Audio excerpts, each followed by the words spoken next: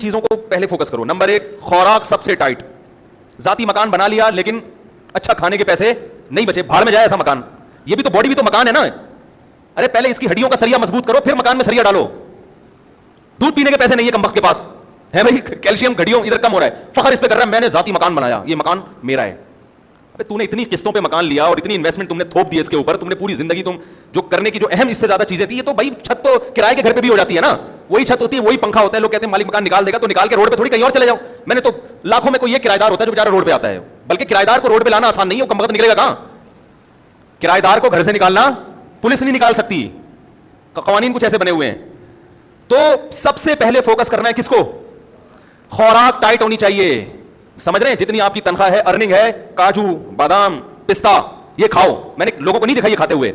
اپنے ذاتی بنگلے ہیں, گھر ہیں, سرجانی میں 120 گز کا گھر بنا کے سینہ تان کے چل رہا ہے, میرا ذاتی گھر ہے. کھاتا کیا ہے تو, چائے میں ڈبو کے پاپے کھا رہا ہے سرجانی والا. کہتا ہوں بھائی ہم تم سے اللہ کا شکر ہے بہت اچھے ہیں.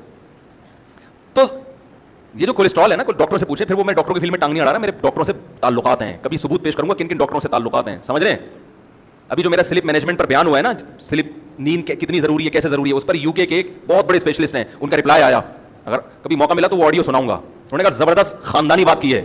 سمجھ رہے ہیں, جو میں نے نیند پر ابھی بیان کیا نا, نیند کتنی اور کیسے, بہت خوش ہوا, اپریشیٹ کیا انہوں نے, خاندانی. تو اتنے بیوقوف نہیں ہے جتنے لوگ سمجھتے ہیں بھائی. تو یہ جو کولیسٹرول ہے, بادام کاجو پستہ, ان چیزوں سے جو ہمیں چکنائی حاصل ہوتی ہے, یہ نقصان نہیں دیتی. یعنی میں تو یہ نہیں کہہ رہا کہ نقصان نہیں دیتی, بلکہ کم نقصان دیتی ہے. نقصان بھی اس صورت میں دے گی کہ آپ ایکسرسائز بالکل چھوڑ دیں. وہ تو پھر تو کچھ بھی کھاؤ گے, زیتون کھانا نقصان دے اگر آپ اس انرجی کو یوٹیلائز نہیں کر رہے. وہ زیتون جس کی اللہ نے اتنی تعریف کی ہے, وہ بھی اگر آپ تھوکتے چلے جا رہے ہیں اور کوئی ایکٹیویٹیز نہیں ہے, پھر تو میرے بھائی کچھ بھی کھا لو گے. زمزم بھی اگر آپ پیتے ہی چلے جا رہے ہو کہ اللہ نے ہماری مہمان نوازی کی اور آپ بوتلوں کی بوتلیں چڑھا جا رہے ہو, بھائی تھوڑا سا پیو, پھر تھوڑا سا چلو اس کو نیچے تو بیٹھنے دو نا, پیتے جا رہے ہو تو وہ بھی نقصان پہنچائے گا. تو بادام کھاؤ, پستے کھاؤ اور اخروٹ کھاؤ. اخروٹ کی شکل اللہ نے کیسی بنائی ہے, برین جیسی. یہ اللہ کی عجیب قدرت ہے. کچھ چیزیں ایسی اللہ نے بنائی ہیں کہ ان کی شکل میں اللہ نے میسج رکھ دیا ہے. سمجھ رہے ہو کہ اس کے لیے مفید ہے. بالکل اخروٹ کا چھلکا بھی کھوپڑی جیسا, اور اندر سے جب نکلتا ہے تو کیسا, دماغ, بہت مفید ہے دماغ کے لیے. مسئلہ ہی سارا دماغ کا ہے نا ہماری قوم کا. بھائی اگر لوگ اخروٹ کھانا شروع کر دیں, آدھے مسائل قوم کے ویسے حل ہو جائے.